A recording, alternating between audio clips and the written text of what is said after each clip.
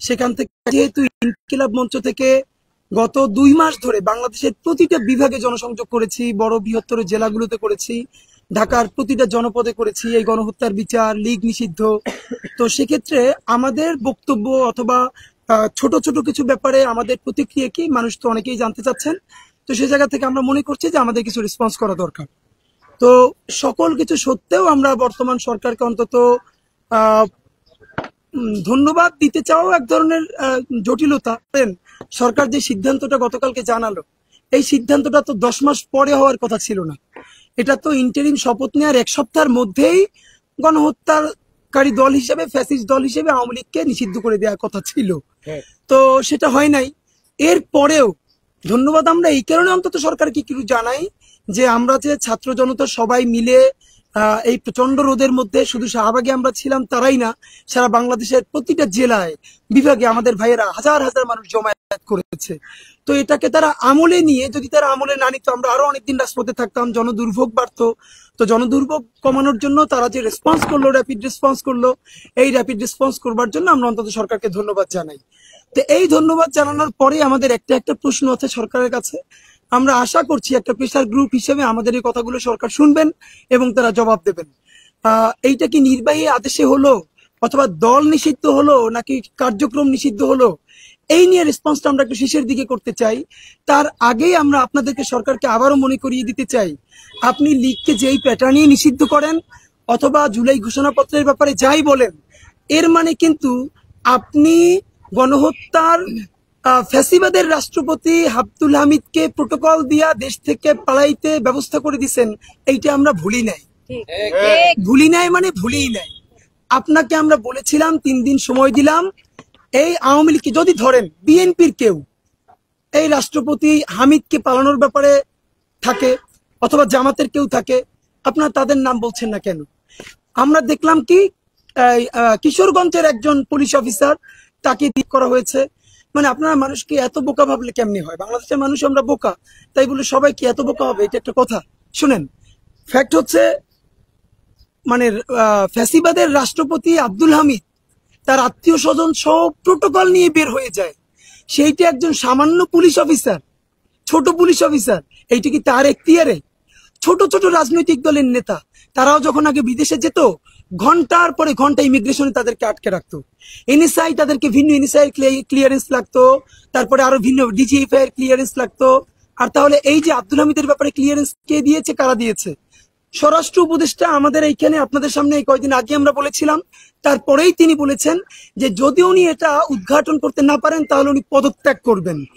এই সৎ সাহসটাকে আমরা কনগ্রাচুলেট করি। এবার আমরা এটার অ্যাকশন দেখতে চাই। আপনি অন্য যা কাজ করেন এটা করতে থাকতে হবে। অনতিবিলম্বে আব্দুল হামিদকে কারা দেশ থেকে পালাতে সাহায্য করেছে তাদের নাম ঘোষণা করতে হবে, তাদেরকে বিচারের আওতায় আনতে হবে। আর যদি না নেন তাহলে শাহবাগে আমরা একবার গেছি, মানে আমরা আর জীবনে যাবো না, সেই তওবা করে আসি নাই। আমরা যেহেতু আমাদের জীবন বাংলাদেশের স্বাধীনতা, সার্বভৌমত্ব এবং জুলাই যোদ্ধাদের নিরাপত্তা নিশ্চিত করবার জন্য আমরা আমাদের জীবন আল্লাহর কাছে সঁপে দিয়েছি।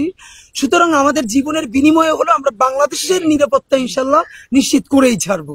সুতরাং আপনাদেরকে আমরা বলি যে এই আব্দুল হামিদের দায় এখন পর্যন্ত সরকার বড় কোনো অ্যাকশন দেয় নাই, তার অ্যাকশন আমরা জানতে চাই।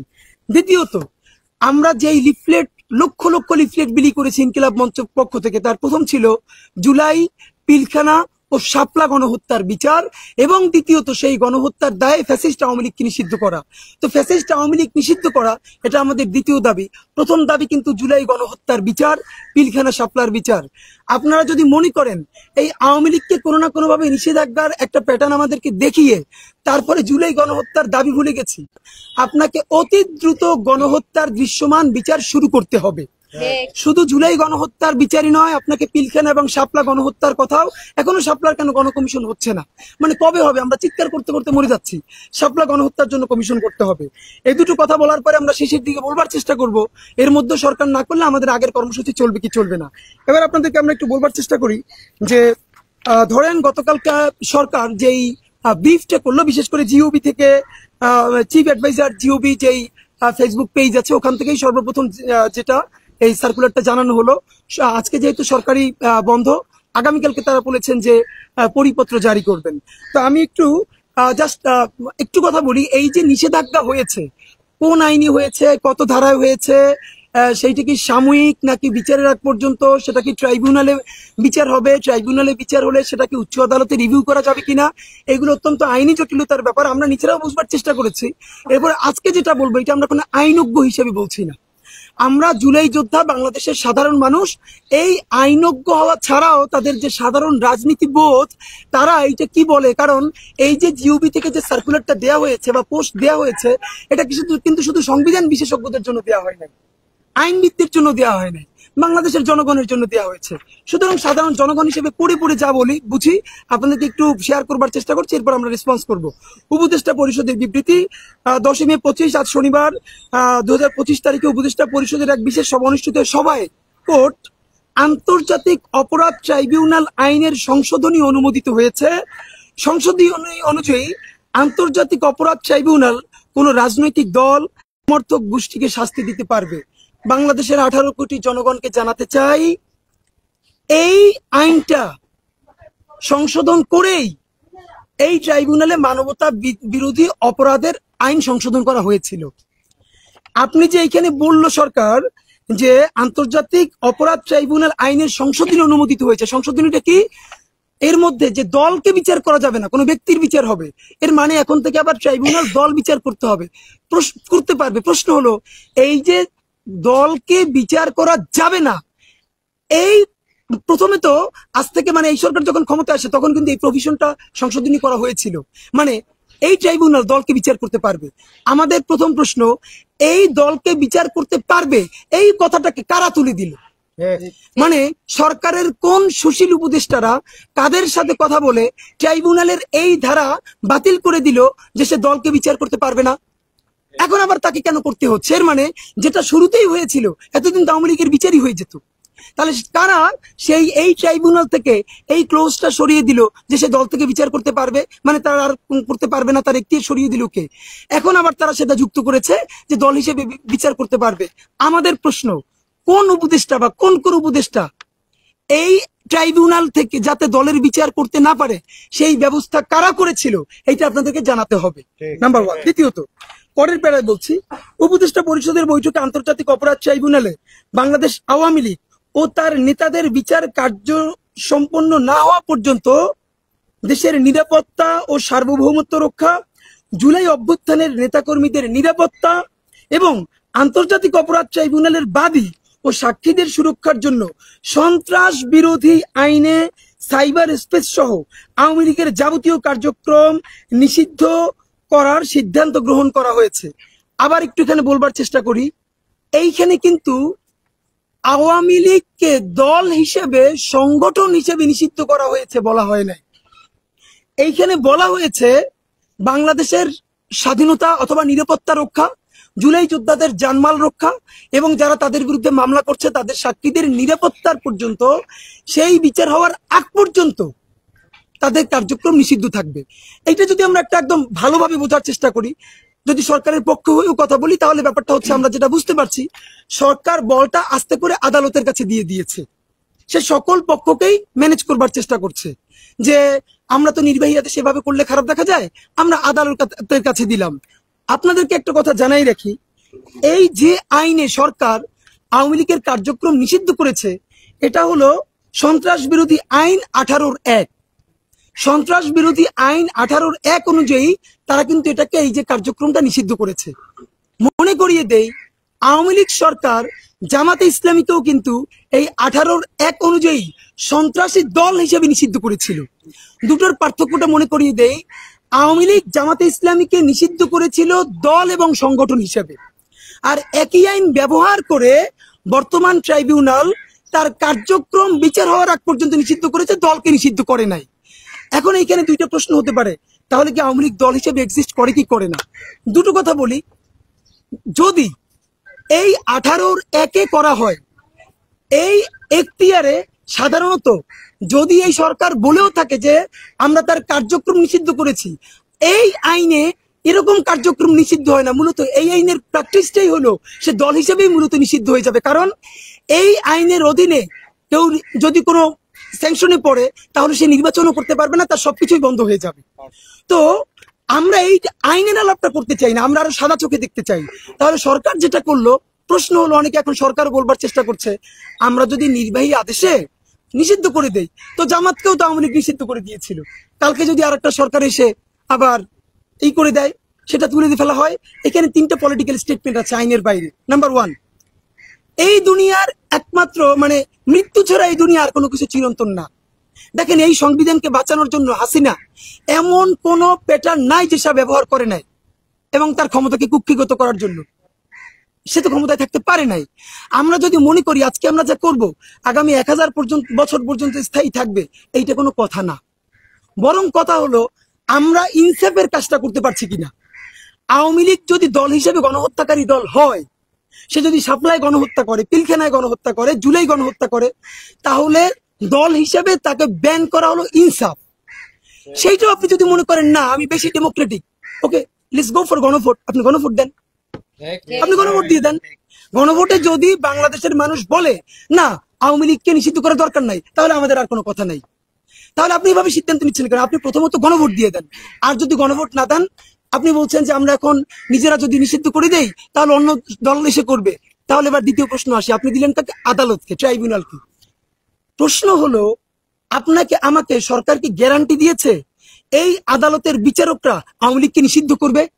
এর গ্যারান্টি মানে আপনি বলটা ঠেলে দিলেন কার কাছে? ট্রাইব্যুনালের কাছে। তো মানে কি বিচার চাই, নিষিদ্ধ চাই নাই তো?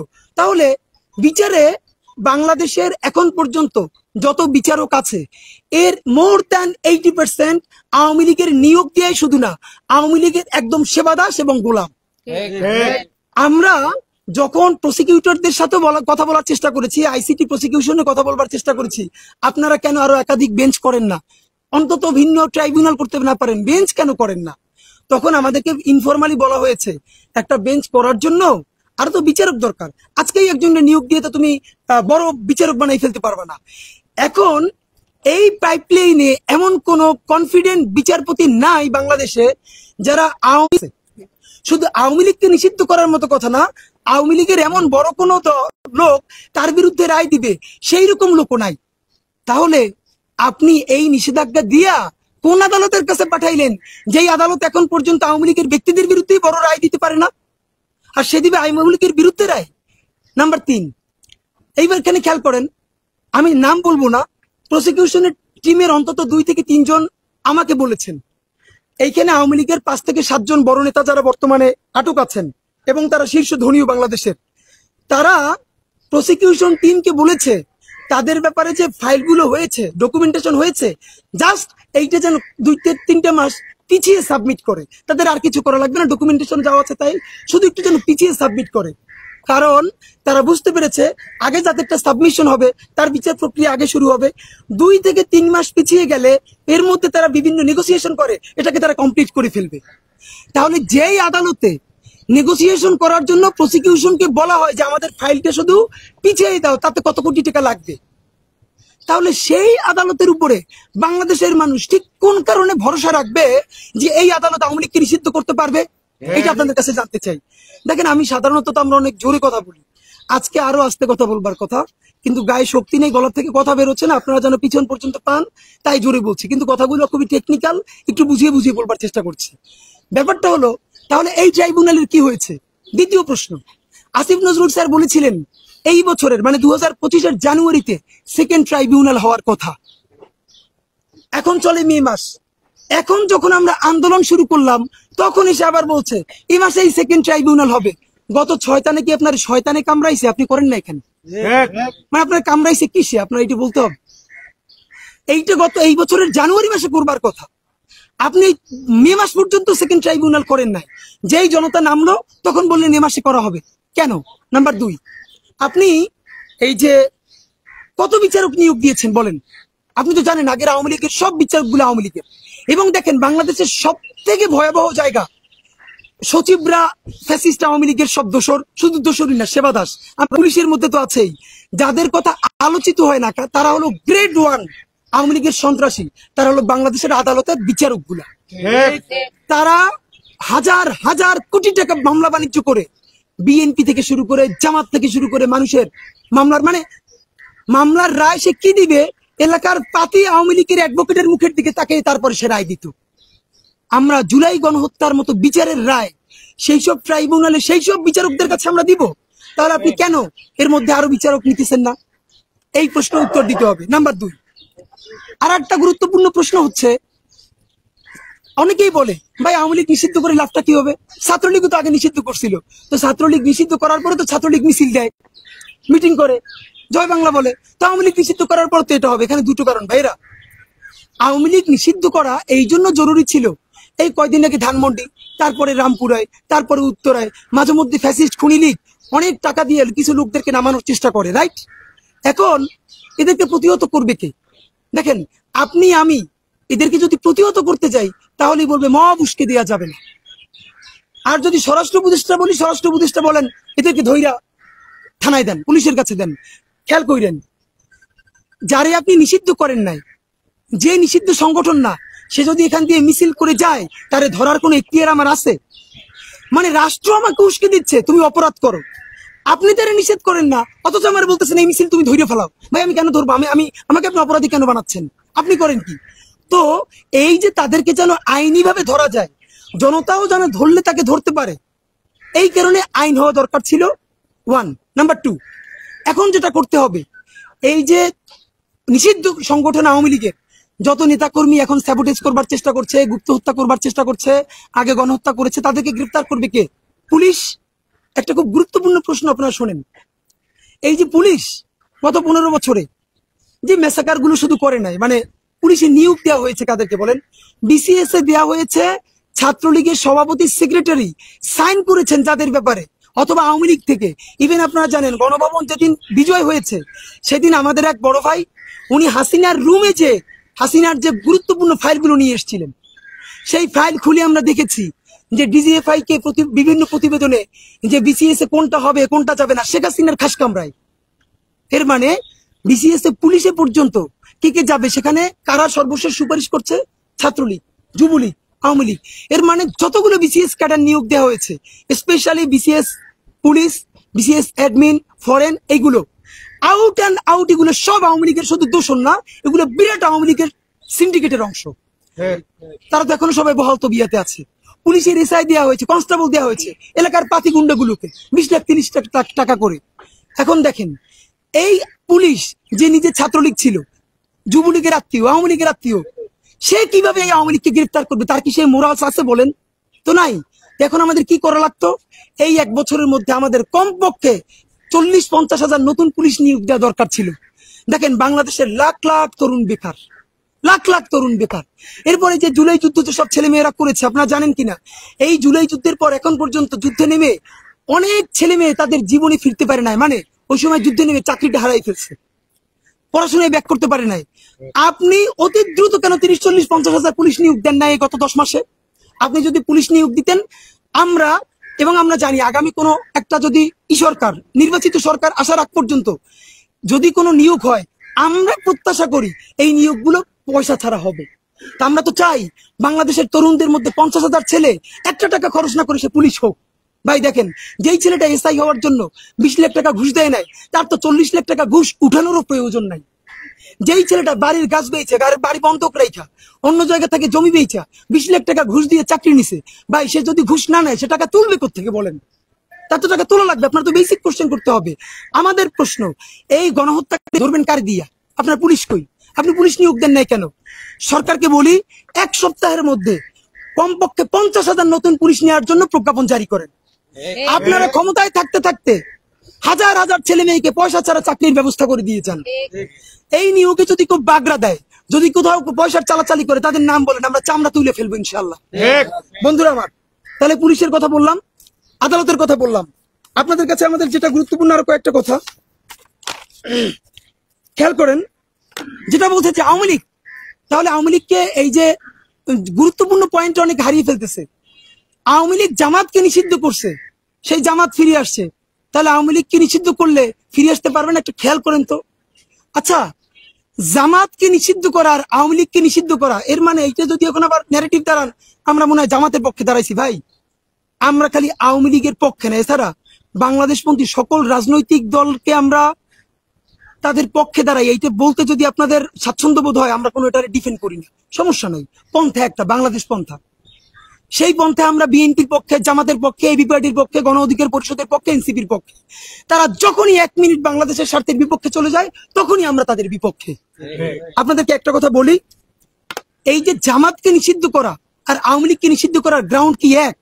জামাত কি আমাদের সামনে প্রকাশ্য দিবালোকে হেলিকপ্টার দিয়ে গুলি কইরা 2000 মানুষকে গুলি মারছে এইবার জুলাইতে? মানে আবার কি বলা হয় যে বিএনপি বলছে, বিএনপি দেখলাম গয়েশ্বর চন্দ্র রায় মানে মুরব্বী মানুষদেরকে শয়তানে কামড়ায় বেশি। এই জন্য মনে করি বিএনপিরও সিনিয়রদের রিটায়ারমেন্টে যাইয়া এই যে তরুণ যারা আছে তাদেরকে সামনে আনা উচিত। বুড়ো মানুষ ভার এদের। এবং বাংলাদেশে একটা অদ্ভুত ব্যাপার দেখেন, প্রত্যেকটা চাকরির একটা অবসরের বয়স সীমা আছে। রাজনীতি বাংলাদেশে এমন এক নীতি, এটা মরার আগে কবরে গেল সেটা ইলেকশন করতে চায়। আরে ভাই, একজন মানুষ 5 বার 7 বার 20 বার ইলেকশন করে, মানে কি? এই বুড়ো বেটাদের জন্যই তো তরুণরা কোনো জায়গা পায় না। আপনাদেরকে বলি, বলে আজকে যারা আওয়ামী লীগ নিষিদ্ধ করবে, কালকে যদি এসে তারা বিএনপি কে নিষিদ্ধ করবে না, তার গ্যারান্টি কি? গয়েশ্বর বাবু, আপনি ফ্যাসিবাদ বিরোধী আন্দোলনে তুমুল নির্যাতিত হয়েছেন, এই সম্মান রেখে বলতে চাই, আপনি যে বলেন আওয়ামী লীগের মতো বিএনপি কে নিষেধ করবে, তাহলে বিএনপি কে আর একটা আওয়ামী লীগ হইতে চায়? অথবা বিএনপি কে আওয়ামী লীগের মতো গণহত্যা চালাইতে পারবে? বিএনপি কি হেলিকপ্টার থেকে গুলি করে মানুষ মারতে পারবে? বিএনপি কি প্রকাশ্য দিবালোকে লাশ জ্বালাই দিতে পারবে? আপনি বিএনপি আওয়ামী লীগের সাথে বিএনপি কি তুলনা করেন? কি করেন? এগুলা কোথায় নিয়ে যান? যদি সেইটা বিএনপি পারতই, তাহলে তো 2006-তে ক্ষমতা হারানো লাগতো না। ওই সময় গুলি করে ক্ষমতা থেকে যেতে পারতো খালেদা জিয়া। তো আপনাদেরকে একটা কথা বলি, এইসব হাঙ্কি ফাঙ্কি বাজে কথা বইলা এই তরুণ প্রজন্মের কাছে ইমেজ নষ্ট করবেন না। বন্ধুরা আমার, আপনাদেরকে একটা কথা বলতে চাই, গুরুত্বপূর্ণ যেটা বলা হয় নাই, এই প্রজ্ঞাপনে আওয়ামী লীগের ব্যাপারে কথা বলা হয়েছে। আওয়ামী লীগকে এই দেশে যারা এই ফ্যাসিবাদের সব থেকে কাছের সহযোগী, জাতীয় পার্টির কথা নাই কেন? জাতীয় পার্টি কি দুধের ধোয়া? বিনা ভোটের এমপি জাতীয় পার্টি হইছে না? এই আওয়ামী লীগের সাথে তারা থাইকে ফ্যাসিবাদকে তারা সব সর্বোত্তক সহযোগিতা করছে না? এখন পর্যন্ত তারা বলতেছেন এই সরকারের বৈধতা নাই, তাহলে নাই কেন জাতীয় পার্টির নাম? নাম্বার 2, এই যে নামে বেনামে 14 দল আওয়ামী লীগের সাথে, যখনই আওয়ামী লীগ কোনো বিপদে পড়তো, কিছু আসলে এরা তো বামপন্থী দল না, এরা হলো ভারতপন্থী দল। বাংলাদেশে তো বামপন্থী সাকিব ভাইদের দলও বামপন্থী আছে, মাহমুদুর রহমান মান্না ভাইদেরও বামপন্থী দল আছে। ওই তারা তো বাংলাদেশপন্থী রাজনীতি করে আজীবন, নাম দেয় বামপন্থী, কাজ করে ভারতপন্থী। আমাদের সাথে বামপন্থার কোনো সমস্যা নাই, আমাদের সাথে সমস্যা ভারতপন্থা। তো নাই করে দেওয়া হবে বাংলাদেশ থেকে। দানার বাম বুঝি না, পন্থা একটা বাংলাদেশ। সুতরাং আপনাদের কাছে জানাতে চাই, এই যে 14 দল আওয়ামী লীগের আজীবন খালি সমর্থন দেয় নাই, 14 দল কি করছে? আওয়ামী লীগের টাকা খাইছে, পয়সা খাইছে, প্রতিষ্ঠান নিছে, ক্ষমতা করছে, শাহবাগ কায়েম করছে। এই 14 দলের নাম এখানে থাকবে না কেন? তাদের ব্যাপারে তদন্ত শুরু হবে না কেন? এটাও তাদেরকে বিবেচনায় আনতে হবে। জাতীয় পার্টি এবং অপরাপর এই যে আওয়ামী লীগের সাথে 14 দল, তাদেরকে ছেড়ে দেওয়া যাবে না। তারা কিন্তু এই গণহত্যা উস্কানি দিয়েছিল। প্রমাণ, খুনি হাসিনা সর্বশেষ যে মিটিংটা করেছিল জুলাইয়ের মধ্যে সকল রাজনৈতিক দল, তখন খালি আওয়ামী লীগের সাথে করছে নাকি 14 দলের সবার সাথে করছে? প্রত্যেকটা গিয়ে বলছে আপনি মাইরে ফেলান, তবু আপনি ক্ষমতায় থাকবেন। তো এখন খালি হাসিনা পালাবে কেন? বাকিগুলো পালাবে না? প্রত্যেকের বিচার করতে হবে। আপনাদেরকে আমরা জানাতে চাই সর্বশেষের দিকে, আইসিটি ট্রাইব্যুনাল, যেহেতু সরকার এখন সে নিষিদ্ধ দল ঘোষণা না করে সে পাঠিয়ে দিয়েছে ট্রাইব্যুনালে, এবং সরকার বলেছে এখন আরো একটা ট্রাইব্যুনাল গঠিত হবে অতি দ্রুত। এখন থেকে আমরা বলি, আজ থেকে আগামী 30টা দিন আমরা হাতে কলম খাতা কলম নিয়ে আমরা ট্রাইব্যুনালের প্রত্যেকটা জিনিসকে কিন্তু আমরা লক্ষ্য রাখবো। ট্রাইব্যুনাল কি করতেছে, কোন কোন বিচারক এখানে পদায়িত হয়েছে, তার পূর্বপুরুষ আওয়ামী লীগ কিনা অথবা আওয়ামী লীগের পয়সা আসছে কিনা, এটা কিন্তু এখন জুলাই জনতা খেয়াল রাখবে। সুতরাং অতি দ্রুত দ্বিতীয় ট্রাইব্যুনালের কাজ শুরু করতে হবে। এই ট্রাইব্যুনালকে এক্সটেন্ড করতে হবে, এক্সপ্যান্ড করতে হবে, তাকে কার্যকরী করতে হবে। আগেও বলেছি, প্রসিকিউটররা বলে এখানে পুলিশের কান্দা দিয়ে বন্দুক খুলে যায়, এইসব দিয়ে হবে না, অ্যাক্টিভ করতে হবে। তবে সুনির্দিষ্ট একটা প্রস্তাবনা আছে আমাদের। এইখানে দুটো ট্রাইব্যুনাল হবে। প্রথম ট্রাইব্যুনাল শুধু ব্যক্তির বিচার করবে, যত ব্যক্তি গণহত্যা করেছে, জুলাই গণহত্যা, শাপলা, পিলখানা, যত ব্যক্তি। দ্বিতীয় ট্রাইব্যুনাল দলের বিচার করবে। এইটা আমাদের প্রথম প্রস্তাবনা। আপনি এইগুলো বলে যে দলের বিচার করতে, ভাই এই বিচারগুলো পিছনে পড়ে আছে, সময় লাগবে 2 বছর। বাবা আপনারা যেহেতু বলছেন সেকেন্ড ট্রাইব্যুনাল করবেন, আপনাদেরকে সম্মান জানালাম। প্রস্তাবনা না, মানতেই হবে। ট্রাইব্যুনাল 1 ব্যক্তির বিচার করবে, ট্রাইব্যুনাল 2 দলের বিচার করবে। এইটা আমরা দেখতে চাই। নাম্বার 3, আপনাদেরকে আমরা জানাতে চাই যে এর মধ্যে আওয়ামী লীগের তো অনেক লোক আছে যে আওয়ামী লীগ করে কিন্তু সে কাউকে আঘাত করে নাই, সে তার হাতে রক্ত নাই, জুলাই গণহত্যা বা শাপলা পিলখানা গণহত্যায় সে অংশ নেয় না, কিন্তু সে আওয়ামী লীগ করে। দেখেন, আমরা কিন্তু শাহবাগে দাঁড়াইছি বিদায় আমরা কিন্তু শাহবাগী না। তারা বলছে জবাই কর, আমরা বলেছি বিচার কর। আমরা কিন্তু জবাই কর বলি নাই, আমরা বিচার চেয়েছি। এবং আপনাদেরকে আমরা স্পষ্ট জানাতে চাই, এই সরকার সেই সমস্ত আওয়ামী লীগ, যেই আওয়ামী লীগের লোকেরা গণহত্যার কোনো দায় তাদের নাই, এদেরকে নিয়ে কিন্তু বিভিন্ন দল মামলা বাণিজ্য করে, তাদেরকে বিভিন্ন মামলার নামে ঢুকাই দেয়, তারপরে 20 লাখ 30 লাখ 50 লাখ টাকা করে খায়। না, এই ইনসাফ তাদের সাথে নিশ্চিত করতে হবে। জুলুমের বিপরীতে আপনি যদি আবারও জুলুম করেন, সেটাও কিন্তু চিরন্তন জুলুম। বরং আমার যে শত্রু আমার উপরে যে জুলুম করেছে তার সাথে আমি ইনসাফ করতে চাই, আমি শাহবাগ করতে চাই না। তাহলে আমাদের প্রস্তাবনা, দ্বিতীয় প্রস্তাবনা, যেই আওয়ামী লীগ গণহত্যা করে নাই, যারা কোনো তাদের হাতে রক্তের দাগ নাই, তাদেরকে একটা স্পেস তৈরি করে দিতে হবে, তারা যেন পরিত্রাণ পেতে পারে। মানে তাদের জন্য তওবা কমিশন গঠন করতে হবে। সরকার একটা তওবা কমিশন করবে। আপনারা জানেন, এভাবে ট্রুথ অ্যান্ড রিকনসিলিয়েশন কমিশন বিদেশে বহির্বিশ্বে অনেক আছে। এগুলো একাডেমিক আলাপ, যে স্বীকারোক্তি, নিজের দায় স্বীকারোক্তি করবে। এই তওবা কমিশন বাংলাদেশের প্রত্যেকটা বিভাগ থেকে জেলায়, উপজেলায়, গ্রামে গ্রামে যাবে। এই গ্রামে গ্রামে যাবার পরে সেই লোক এসে বলবে আমি এইটার সাথে ছিলাম এবং আমি আমার ভুল স্বীকার করতেছি, এবং তাদেরকে জাতীয়ভাবে দায় মুক্তি দিয়ে দেওয়া হবে। কারণ এই মানুষগুলোকে আমরা জাতি গঠনে চাই, এই মানুষগুলোকে আমরা জাতি গঠনে বাদ দিতে চাই না। সুতরাং জামাতকে যখন নিষেধাজ্ঞা করা হয়, সেই মূল্য আমরা বলছি এইখানের মধ্যে যাদের ৭১-এর দায় নাই, তাদেরকে জাতি গঠনে আমাদের লাগবে কিনা বলেন। সুতরাং আওয়ামী লীগের মধ্যেও যাদের হাতে সুযোগতা রক্তের দাগ নাই, আমরা তাদেরকে জাতি গঠনে চাই। ভাই, এখন বাংলাদেশ ছোট করে কথা বললে হবে না, আমাদের সময় এখন জাতি গঠন, জাতীয় ঐক্য, আমরা রাষ্ট্র গঠন করব। গণহত্যাকারী সবাইকে আমাদের সাথে নিতে চাই। সুতরাং দুটো স্পেসিফিক ট্রাইব্যুনাল, দুটো কথা বললাম।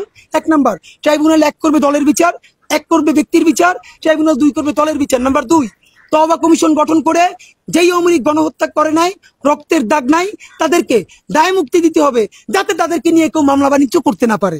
নাম্বার 3, আপনাদেরকে যেটা সবচেয়ে গুরুত্বপূর্ণ কথা, জুলাই ঘোষণাপত্র নিয়ে এই সরকার 30 কার্যদিবস সময় নিয়েছে। আপনাদেরকে আমরা সবচেয়ে সুনির্দিষ্টভাবে জানাতে চাই, জুলাই ঘোষণাপত্র না দিয়া আগামী 36শে জুলাইয়ের মধ্যে আপনারা যদি এটার উদ্যোগ সম্পন্ন না করেন, তাহলে 36 জুলাই আপনার কিন্তু কঠিন অবস্থা হবে। কারণ ইনকিলাব মঞ্চ ঘোষণা করেছে 36শে জুলাই আমরা হাজারো শহীদ পরিবার এবং আহত ভাইদেরকে নিয়ে সচিবালয় ঘেরাও করব। আমরা আমাদের কর্মসূচি প্রত্যাহার করি নাই। আমরা আগামীকালকে আগে পরিপত্র জারি হয় কিনা, সেই পরিপত্রের শব্দ কি, ভাষা কি, সেইটা দেখার জন্য অপেক্ষা করতেছি। নাম্বার 2, 30 কার্যদিবস চাইছেন, হেল্প করতেছি, দেখি কি অবস্থা হয়। জুলাই ঘোষণাপত্র করার জন্য এনসিপি কে দায়িত্ব দিলে হবে না।